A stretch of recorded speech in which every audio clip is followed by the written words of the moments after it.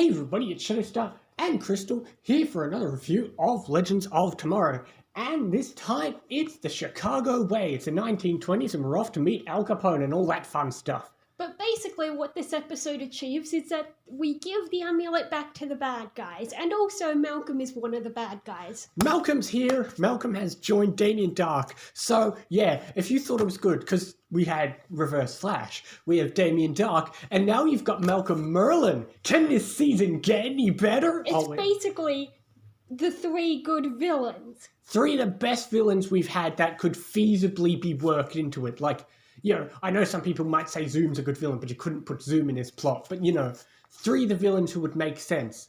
Yeah, Zoom wouldn't want to work with Reverse Flash. I suppose the only other feasible option is maybe, like, Slade Wilson. That's the only other one I could really think of.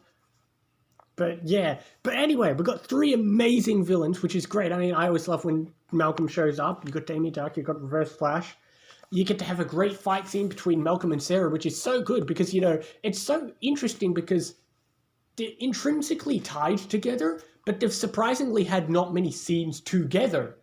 I mean, you know, Malcolm's the one who put her on the boat. Malcolm's the one who killed her. Malcolm was there when she came back to life.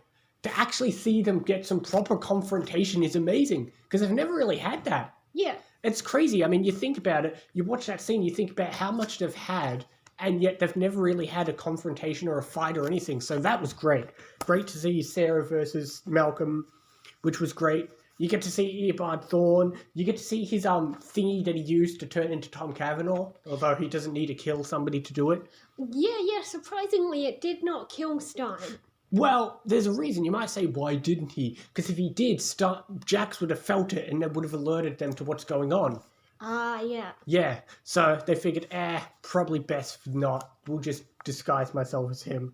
Yeah. Although, he planned on throwing Stein into the river, so...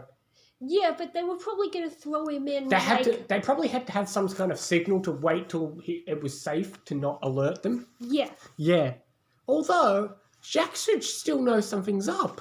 Because, like, Jax can sense when Stein's scared or in trouble. Yeah, I know. Wouldn't he think, Stein still feels scared. Why? He's right here. Exactly. That's a bit of an odd point, but I guess the writers forgot about that. Maybe that was why he checked the cameras to begin with, is he felt something was off about Stein, so he checked the camera and saw the speedster running around the room. True. There was a lot of good moments for Mick Rory in this episode too.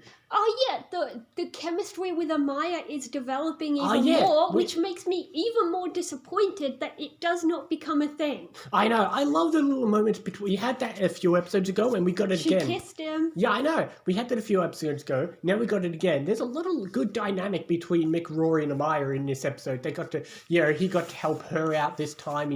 It's kind of the inverse because if you think about it, last time it was Amaya kind of helping him stay under control, and now it's Mick Rory helping her kind of, break away and, be a bit bad. Try things his way, and, he got to be in charge of the team when Sarah and Stein were taken, which is good because, if Sarah's gone, Mick does make a lot of sense as a leader.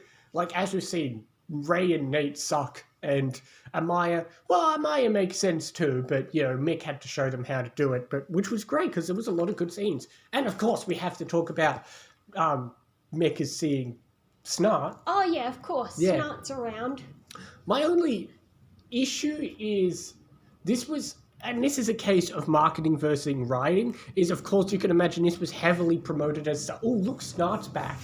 Yeah. Yeah, but that's a problem with the marketing, not with the episode, but oh well, whatever. Obviously, after what happened in the crossover, we do have more talking about Stein's daughter. He tells Sarah. Yeah. And at first she's angry, but then she kind of comes around on it, which I like because, like I said, I think, it is a bit of an interesting moral dilemma to put, after Legends stopping aberrations, you take the moral dilemma of what if they create one themselves and what do you do about it? Yeah. I mean, like Stein said, if she doesn't really affect the timeline, then you can let her live. Exactly. I will say out of the three villains, Damien's about the only one who didn't do anything interesting because, Ebert had a lot of good scenes with like Stein and then chasing down Amaya and all that good stuff, which is great. I love seeing Matt Letcher as Ebert Thorne. Obviously, Malcolm Merlin had lots of good scenes with Sarah.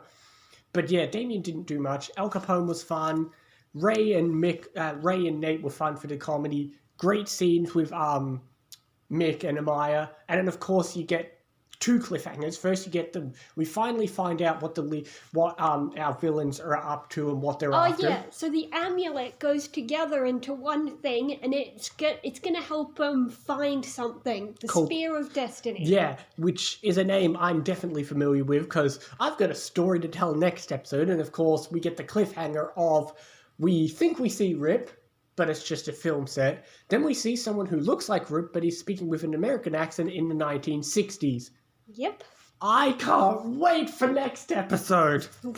Yeah. Next one is definitely a good one. Next one is the episode that changes everything. We'll get into that next time, but I'm going to give this one an 8? I'll give it an 8.5. Before I turned on the episode, Well, it is number 8. before I turned on the episode, I was feeling a little weak on it. I thought, I don't have fond memories. But then I remembered a lot of good stuff as I got through it. Yeah. It's one of those episodes where it doesn't pop in my mind as a brilliant one, but then you're watching, you're like, but there's good Mick scenes and there's good Malcolm Merlin scenes and all that stuff. So, yeah, it was better than I remembered, which is always fun. Boy, Legends, it's going to be hard to rank these episodes. Oh, Yeah. boy. Anyway, what's the next episode called? Raiders of the Lost Art. Yes, well, we'll get into what that refers to next time, and oh boy, I can't wait for next episode. Okay. All right, anyway, we'll see you next time for more Legends and other things as well. See you next time, guys.